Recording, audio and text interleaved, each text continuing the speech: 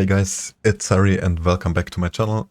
Today we got a second part of the Russian premium medium tank showcase. This is the T44-100. You were able to pick it up in a mission marathon way back, I think at least 2 or 3 years back. This tank compared to the 274A is a little bit different because it got more mobility, the gun handling is completely different. It got better gun handling actually, it got a DPM of 2000, which is worse than the 274As. Got 0.34 dispersions, very good dispersions while moving, turning the turret, turning the tracks. Quite good over there. For the equipment, I'm using a vents, rammer and a vertical stabilizer. I'm not 100% sure if that's the right call because this tank doesn't have full view range with this setup, even with using a premium consumable. So you could actually, I'm not sure what you would drop, but I would probably drop the vents for coated optics to get a better view range. So we are playing here on Ensk in a full tier 8 matchup. I'm trying to using those bushes here for double bushing and not getting spotted in return, which didn't work against the Progetto there. And Ensk is one of a tough one actually for medium tanks because in this situation I'm not having a lot of support here on the field. It's only the Pershing and the AMX moving over right now. I'm not entirely sure what our Lynx is doing there on B5, but looks like he's coming over now. And so I try here to spot for myself, which would be actually better if I had coated optics. The bushes this time works. I spot out through the bush, get behind the bush until it's no more transparent, and then I shoot my enemies. I'm doing it here again on the M4A1 Revolver, and you see this mechanic works quite nicely for not getting spotted, even with the enemies being so close like they're in this situation. So I can definitely not push this flank. I got like the Revolver 3 on the Alpha, G-Saw with an autoloader, a Progetto with an autoloader. As soon as I push this, I get wrecked, so I try to outplay my opponents with the bush mechanics, and so far it's going quite good. I did 1500 damage already and didn't get hit a single time. So the Lynx now wasted himself. I'm not sure what he was going for. There was no artillery, but he just drove in there and died. And now that the Progetto is quite low HP, I was like, I have to push this flank because I thought the town's not looking that good, but it's actually looking okay with the numbers there. So it was maybe not the right decision here to push, but it works out in the end. Otherwise I would not show this replay. Got farmed a little bit more, got another shot there in the Revolver. I think I farmed the entirety of him. And I just tried to avoid the G-Saw here to not get clipped out by him. The Progetto unfortunately got my flank there. And now it's not looking good. It's like 4v1. The Pershing is definitely not in a position to help me. I'm able to pick up the Revolver here, so it's only 3v1 now.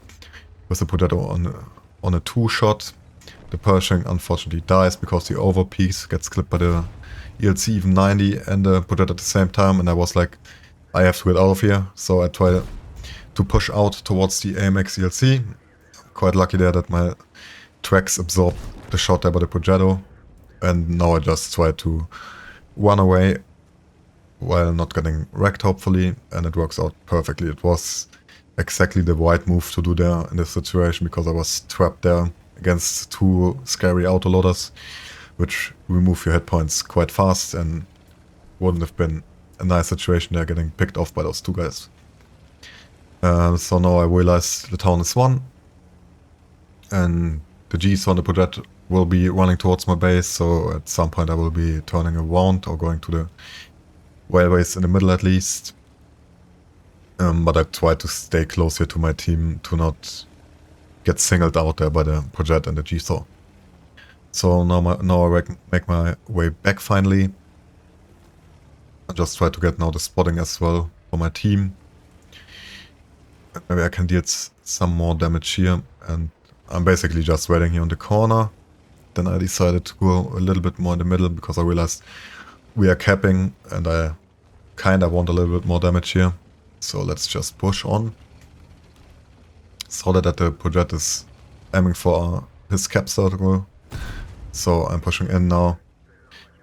Pull him once, and then I decide to ram him and kill him. It's 3.5k done by now. And now it's basically just a G-Soul left here for me to kill.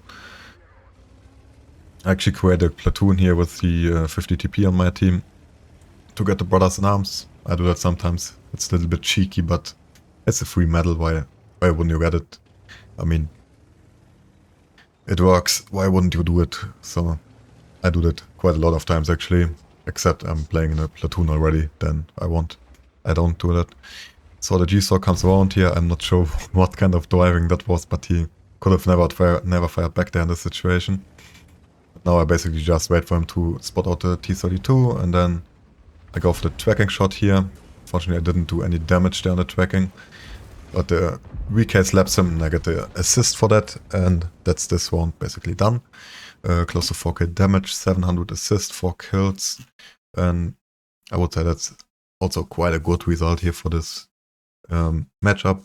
I was quite happy to get out of the field side without dying there, so that was quite a nice result there.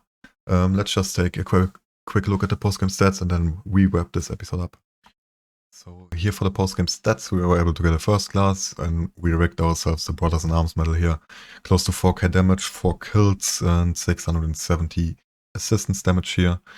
For the team result, we were basically top here.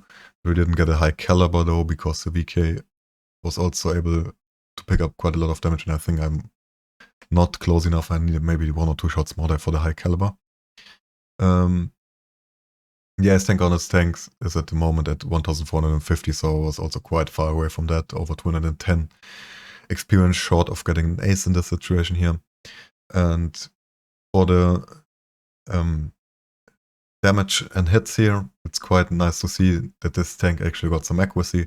19 shots fired, 18 hits and 17 penetrations. That's quite a nice result. And we got ourselves 140k credits there with the holiday op bonus. Without it would have been like 80 to 90k, but keep in mind I'm using a common consumable, so it's quite expensive to get every battle like minus 20k. So that's why I would have maybe gotten more credits without it. So the big question if this tank is worth it, I would say yes. For me, it fits more of my playstyle.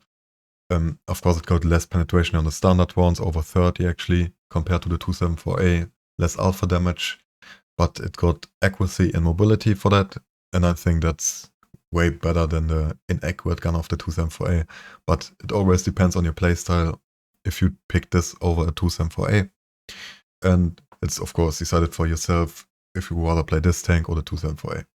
So guys, thank you for watching. I'm not sure when the next episode will come up. I will participate in the Clan Wars campaign this season. So it's starting next week on Monday. And I'm not sure if I will put up a whole bunch of YouTube videos at this time, because I will be playing every night. So I'm not very sure if I even will stream or something. Just keep that in mind if you're watching out for me. I can't give you any calls right now whether I will be there or not. I at least try to put up some YouTube videos. So guys, thanks for watching. See you next time and bye bye.